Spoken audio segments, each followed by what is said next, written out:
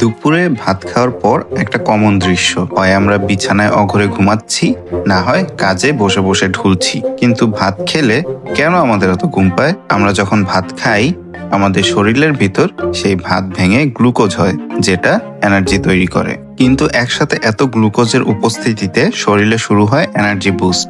সেই ব্যাপারটা প্রতিরোধ করতে মাঠে নামে ইনসুলিন এই এনার্জিগুলোকে কোষে কোষে ছড়িয়ে দেয়, যাতে শরীর পরবর্তী সময়ে এই এনার্জি ব্যবহার করতে পারে। কিন্তু হঠাৎ করে গ্লুকোজের অভাব ঘটলে তখন হয় এনার্জির অভাব, আর তখনই আমাদের শরীর নিস্তেজ হয়ে যেতে চায়। ইনসুলিন যখন তার কাজে নামে, সাথে থাকে ট্রিপ্টোফ্যান নামের একটা অ্যামিনো অ্যাসিড, যে ব্রেনে ঢুকে তৈরি করতে থাকে সেরোটোনিন আর মেলাটোনিন নামের হরমোন। এই হরমোনগুলোই আমাদের মুড রিল্যাক্স করে এবং ঘুম ঘুম ভাব তৈরি করে। আর এভাবেই ভরপেট ভাত খাওয়ার পরে আমাদের শরীর নিজে থেকেই স্লিপ মুডে চলে যায়। এমন এভরিডে সায়েন্স ফ্যাক্ট জানতে সাবস্ক্রাইব করতে ভুলবেন না।